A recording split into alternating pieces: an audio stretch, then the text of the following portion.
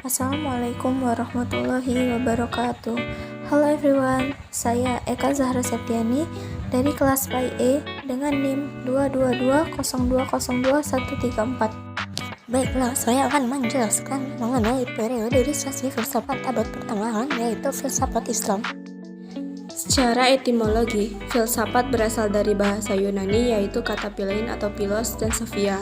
Kata philein atau philos yang berarti cinta, sedangkan sophia berarti kebijaksanaan. Sehingga secara sederhana, filsafat itu adalah mencintai kebijaksanaan. Orang yang cinta kebenaran itu berdasarkan ilmu pengetahuan, maka secara sederhana ia sudah berfilsafat. Sedangkan filsafat Islam merupakan gabungan dua kata, yaitu filsafat dan Islam. Jadi, filsafat Islam atau Islamic philosophy pada hakikatnya adalah filsafat yang bercorak Islami. Islam menempati posisi sebagai sifat, corak, dan karakter dari filsafat. Filsafat Islam bukan merupakan filsafat tentang Islam atau bukan the philosophy of Islam, melainkan berpikir dengan bebas dan radikal, namun tetap berada pada makna yang mempunyai sifat, corak, serta karakter yang menyelamatkan dan memberi kedamaian hati.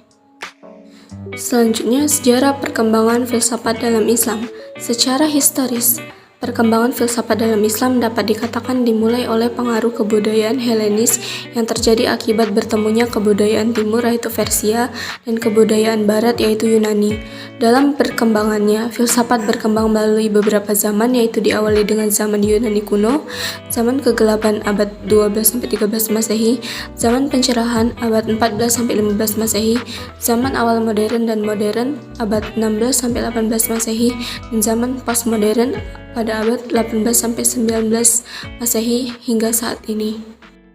Pembagian aliran filsafat dalam Islam, yaitu yang pertama, periode Mu'tazilah atau merupakan mazhab atau aliran di Baghdad dan Basrah. Keberadaan Mu'tazilah ini sangat penting dalam pemikiran filsafat Islam karena terlihat dari orientasi pemikirannya dalam menetapkan hukum, pemakaian akal pikir didahulukan, kemudian baru diselaraskan dengan Al-Quran dan Al-Hadis. Menurut mereka, Al-Quran dan Al-Hadis tidak mungkin bertentangan dengan akal pikir. Selanjutnya itu periode filsafat pertama. Dalam periode ini memiliki dua corak, yaitu bercorak Neoplatonik yang berkembang di Iran dan Turkestan, dan yang kedua itu bercorak Peripatetis yang berkembang di Spanyol dan Maghrib atau Maroko.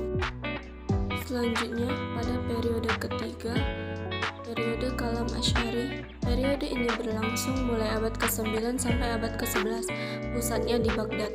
Aliran pemikiran ini mengacu pada sistem Ela atau atomistis. Sistem ini mempunyai dominasi besar, sejajar dengan Sunnisme dan Ahli Sunnah wal Jamaah. Timbulnya aliran ini dilatar belakangi oleh beberapa faktor, yaitu yang pertama, perlunya mempertahankan kemurnian tauhid dari keragaman sistem pemikiran dalam Islam. Yang kedua, untuk menangkis hal-hal yang melemahkan tauhid dari serangan luar. Yang ketiga, terdapat gerakan yang membahayakan ketauhidan, misalnya Al-Halaj. Tokoh-tokoh dalam filsafat Islam yaitu ada Al-Kindi, Ibnu Bajjah, dan Al-Farabi. Al-Kindi mempunyai nama lengkap Abu Yusuf Yaqub Ibnu Ishaq Al-Kindi. Ia berasal dari keluarga bangsawan Arab dari Kinda di Arabia Selatan. Dialah satu-satunya filsuf Islam yang berasal dari keturunan Arab, dan karenanya ia disebut Failasuf al-A'raf atau filsuf orang Arab. Ia bukan hanya seorang filsuf, tetapi ia juga seorang ilmuwan yang menguasai ilmu-ilmu pengetahuan lain yang ada pada zamannya, seperti matematika, geometri, astronomi, farmakologi, ilmu jiwa, dan lain sebagainya.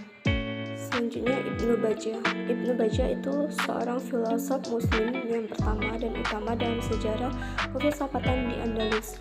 Nama lengkapnya yaitu Abu Bakar Ibnu Yahya Ibnu Al-Sa'id yang lebih terkenal dengan nama Ibnu Bajjah.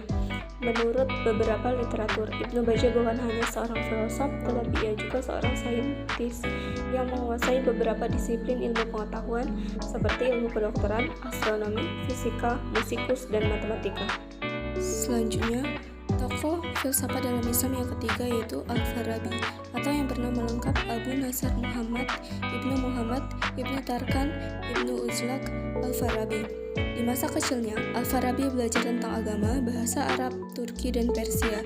Sewaktu muda, ia tinggal di Baghdad, yang merupakan pusat ilmu pengetahuan dan filsafat. Di sana, ia belajar filsafat, logika, matematika, metafisika, etika, ilmu politik, musik, dan lain sebagainya. Al-Farabi pun menulis sejumlah buku, antara lain berkaitan dengan logika, ilmu politik, etika, fisika, ilmu jiwa, metafisika, dan lain sebagainya. Terima kasih.